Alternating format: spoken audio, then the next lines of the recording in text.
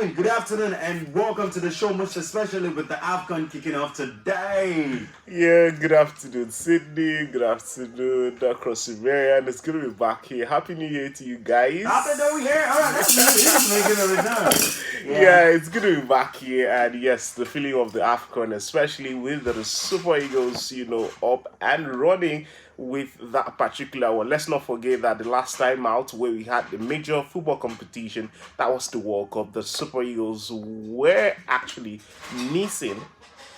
But again, yes, this time around, the case is different. But are we going to see the Super Eagles making us proud, or are we just, going to make up numbers at the AFCON? Yes, time will tell.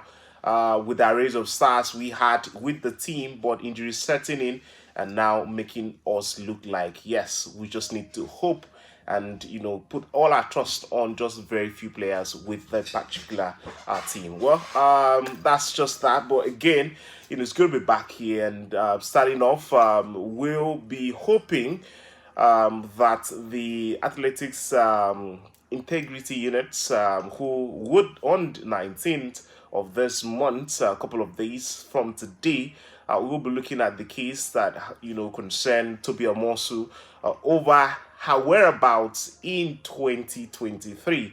Let's not forget honestly, that. they just need to take it easy with that girl. Well, is she the only athlete that's been away and she has given reasons that are understandable? Class just needs to calm down. Well, I think Tobi Omosu, our own case has actually generated a whole lot of controversies. Considering the fact that we had the World Athletics Championship, she was banned before that, but I think an appeal was made. Did they find any banned substance in it's not bad. It's not about a banned substance. Yeah. It's about her whereabouts as an A-list athlete, a world champion. At every time, the rules should apply.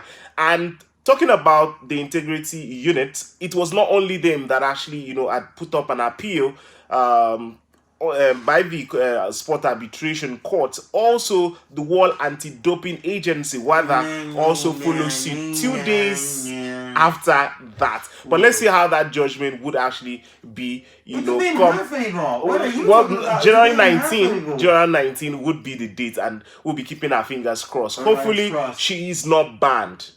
That's our prayer, because nobody knew her whereabouts. Away from that, the federal government has actually announced that Nigeria will be participating in 23 sports at the All African Games that is built to take up in March. Yes, and some of the sports, athletics, wrestling, cycling. We now have the other off sports like mixed martial arts. You also have Scrabble, part of that, and that also going to help Nigeria athletes, prepare for Paris 2024 Olympics. Let's not forget, this is the Summer Olympics that is coming up, and right from the last time out till now, do we think Nigeria, the last time out, how many medals did we get? So are we going to see a narrative or a change? And the ball would be rolled starting from the All African Games, and definitely actually can't wait for that particular one. And still staying with the Athletics Federation of Nigeria, the president, Tono Book, has actually come out to say that he is ready to ensure that he opens the book for the EFCC and the ICPC, over allegations filed by some of the board members of the Athletics Federation. And yes, it's interesting times, because over time we have seen and forth at each other, the presidents, the general secretary, definitely the vice president. They're saying you don't have the power to constitute a board. Even though you've constituted a board, your board cannot state who's secretary or not. Yeah. I'm like, yo, don't we have bylaws that govern how we do all of these things, or we just don't know how to follow them? I think the fights we have actually seen in the Athletics Federation is no different from other athletics, other federation in Nigeria, especially sports. Especially you talk about basketball, even in the Nigerian Football Federation. So these are things based on finances and actually leadership. So let's see what would actually come out of it. If eventually what EFCC, are you expected to come out of it? No, let's just see, because if people I've heard you that we're waiting to see what will come. No, I can't preempt. I can't preempt anything. So let's just wait. So Nigerian. That should just be analytical. No. Tell me that if looking at how things are going with the way it is and this side, with the way it is and this side, I am of the opinion it will swing like this. That's what I'm expecting of you. Well, whatever, because you look at the guys there at the federation that have been there for God knows how long. When I was young, is that and I'm now getting old. It's not the issue, it's about finances, and for EFCC and ICPC to be invited, to look at the books, and thank God the president is actually willing. For me, let's wait until that is done. Okay. Away from that, we looked at table tennis, where we had the World Table Tennis Challenge, where that took place in Doha, and Awoda Kodrick, played up to the quarterfinal, but could not go past world number one. Talking about Zengdong Fan. Yeah, Aruna Kodrick would have to stop. This is mediocre level of playing tennis. No, yes. I don't get it. See, this guys from China, hold up, these guys from China, they are not aliens. These guys from China, we're Nigerians. Yes. The same way these guys from China are standing up to say they can beat anybody across the world. I'm of the opinion, because we are Nigerians, we should be able to not live up to that standard, but rather be that standard and even create one standard for people to follow. All of a sudden, it's now difficult for us to play Chinese, Koreans. No, Sydney. To be fair to these Asian guys, these are young lads playing against someone that is gradually aging, someone who has been playing tennis for more than two. No, I'm coming. I'm coming. You can look at the blood running. You can look at everything. You can look at the AC. You can also look at the funding from government. Aruna Kodri is just one player who is trying to just maintain that status quo for a very long time. But he has been able to do that. He's the only African table tennis player who has been able to qualify back to back for a world championship, and also playing up to quarterfinal stage is something that we should also solidly stand behind him, because it's not easy as a single player, and we are actually rooting for someone that would be able to come take over from him. We have some names currently popping up, but we also need to ensure that we encourage them, and hopefully they will get there. The African Games is coming up. Hopefully table tennis is part of the team sports that Nigeria will be participating. We should also have those guys come to the fore. And just by tomorrow, the African Handball Championship will be kickstarting, and Nigeria is currently in Group D,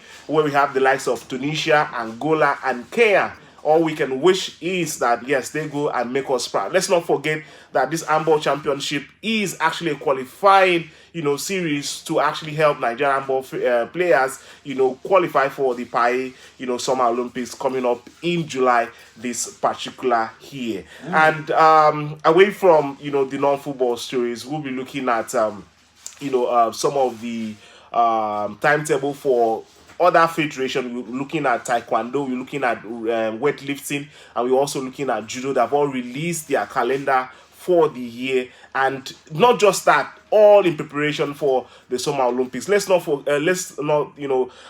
that the last time we went to the Olympics, we were only able to amass 2 medals, and this time around it should be different, because we're only hoping on Tobi Omosu and Eze Brume, but this time around we should be able to ensure that we at least get up to 10 medals, maybe 5 goals, and the rest could be shared. But let's just see what happens. The AFCON is up and running, and yes, today all our eyes would be in Ivory Coast, where we'll be having teams participating for that particular trophy. Let's not forget the last time Nigeria laid their hands on that trophy was in 2013, and yes, we also played against Ivory Coast. And then if you look at that particular competition back then in 2013, Ivory Coast paraded the very best players, but we were able to go past them and actually leave that trophy.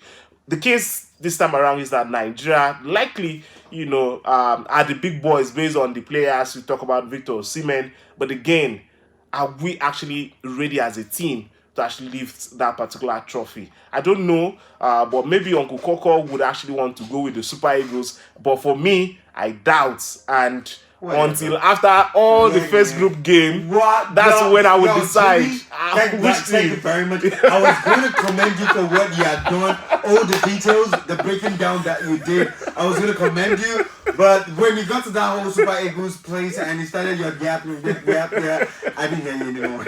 Anyway, stop.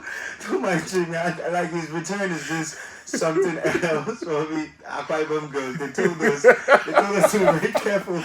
Don't listen to Cindy. I don't know what he's talking about. Anyway, so we have an OG